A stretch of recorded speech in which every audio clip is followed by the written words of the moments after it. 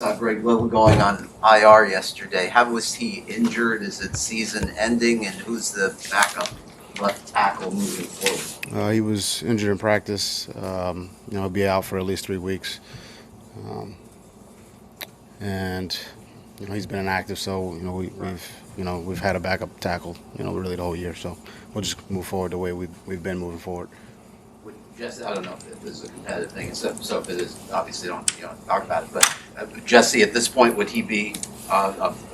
We have a plan for who the next guys would be at really all positions. So without going into game plan like you said. Sure. And one last thing on this topic with Austin, I know you said you're comfortable with him at guard, and I know everything in the league is fluid. Could you see a scenario where you consider him not as an injury replacement, but as a left tackle again? Or do you and Lem and Chris have a pretty strong conviction now that guard is his home? A lot of those guys have flexibility. If there's a need at a position, we'll make the move. We like what he's doing at guard. But the flexibility is always a good thing. So, Flo, last week, Tua told us that he took, mostly mental reps and rested his hand. What's the plan for this week relative to throwing as opposed to just mental reps? He'll take most of the reps, practice. So, how is it? I know we'll get to talk to him later, but what's your perception of how it's doing? I mean, again, he's got a fracture in the finger. There's discomfort. It takes a while for the bone to heal. I think we all understand that. He's had some time since the injury. Took some time, didn't throw all that much last week, which was, good from a healing standpoint, played in the game, and then we've had some time off since, so, more time equals more healing, so he's doing a little bit better. Still some discomfort, but we expect him to practice this week.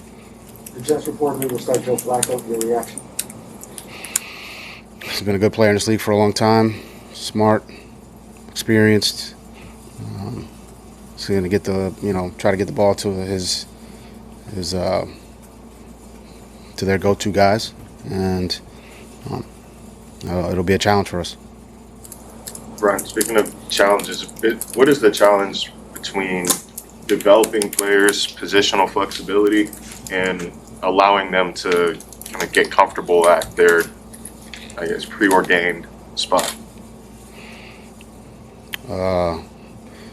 Can you elaborate? What's the question again? So where's the challenge between developing guys to play multiple positions versus letting them be get comfortable at their natural position and learn their natural position? Well, there's only 48 spots on game day, so everyone's got to. I think you got to. Well, there's only 48 spots, so. And 3 are in the kicking game, so whatever, 22 on offense, 23 on defense, 11 guys on the field. So, if you want backups, then some guys have to play different positions. So I think I think we all understand that. So, some left tackles got to play right tackle, defensive tackle sometimes got to play defensive end, corners got to play safety. That's just kind of the nature of the game. If you can't play multiple positions, that hurts your ability to help the team. So that's why most guys play multiple positions. Coach, you obviously have the 3 extra days this week because of the short week last week. Just what are some of the benefits of having this kind of mini bye to work off of going into the Jets game? Opportunity to recharge the battery. More time to prepare for the next opponent, and hopefully we'll go out there and have a good practice. So Xavier Howard, I believe he was AFC Defensive Player of the Week. Obviously, it's the second time he had a critical, game-changing type of forced turnover this season. Just in general, how do you feel like this season has gone? X is obviously a big part of this team. From a leadership standpoint, and obviously as far as his play, I think he's played well. But I think for me and for us, we're just kind of focused on today. We celebrated his Player of the Week in the meeting this morning. Announced that this morning. Gave him a round of applause, and next thing he said was, "Let's get ready for the Jets." So. With Jacoby, obviously, it was cleared to return last week. Has there been any regression to the point where there's a question of whether he would be available this Sunday, that you might have to prepare your developmental guy on the practice squad to be to his backup? I expect Jacoby to be ready.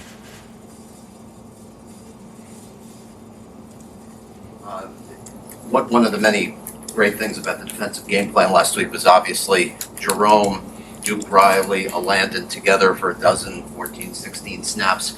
And I know, as explained yesterday by the assistants, Jerome's speed chasing Lamar obviously was a help there.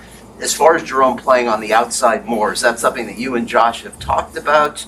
And you have obviously plenty of good edge guys, but is that something that you think has potential for more of Jerome outside, allowing you to play Duke and Landon more inside? Or was that just a Baltimore thing? It's game plan specific every week. So the guys we feel like give us the best chance to have success on the field, that's who we put out there. So it's game plan specific. Coach, is there anything defensively that you saw in the last two games that was not there before? Something that you have been able to build on in the last two games? Can you ask that question again? Yeah, I'm asking if you have seen anything different in the last two games defensively, since you have got good results that was not there before. Just better execution. Right. How's Jared Doak's been doing in practice? We know he keeps being protected from poaching, but we haven't seen him in a game yet. Is he on your mind as a possibility? I think Jared's doing a good job, on the practice squad, learning the game plan every week. Takes the approach that he's going to be out there, and that's good. We want that for all our everybody on the roster, and when his opportunity presents itself, I think he'll be ready. Could this physicality help you without Malcolm Brown? I'm sure that's something obviously you guys have talked about. I think we're always going to try to put the best players out there, guys who we feel like are going to help us. If we feel like that's Jared, then he'll be out there. Brian, I think the Jets lead the NFL in yards per game over the past few weeks. Have you noticed anything that they've started to do differently later in the season to help kind of jumpstart? I think they got I'm talking about offensively. They got a good O-line. They got good backs. They got some receivers who make some big plays. I think they've done a good job. White did a good job getting the ball, spreading the ball around and making some good decisions. So put all that together, and you get a lot of positive plays. So it's a big challenge for us. We got to do a good job really in all those areas: run game, pass defense, I should say, run defense, pass defense, screens, RPOs, play action, drop back, red zone, third down, and conversely all those things on offense, and obviously the kicking game. And I know you say you go day by day, but do you as a coach look at the standings, look at the calendar, and look at your possibilities to maybe turn this season around at this point? No. I'm focused on today. Coach, the old adage says that, a team takes on the personality of their head coach, and this is your first go up against Robert Saleh for the Jets. What do you think that personality is of him, that the Jets kind of embody that type of play? I know Rob. He's smart, tough, disciplined, intense, high energy. I think that, you see that from his team. So. Okay, one more. You guys had Andrew Rose, just what you want. Go ahead. You guys had Andrew Rose, the practice squad.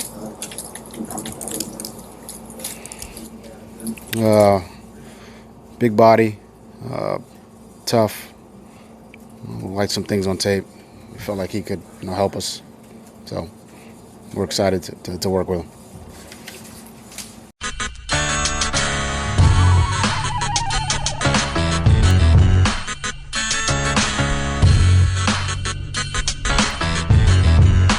This is the Big O Show. This is the Big O Show.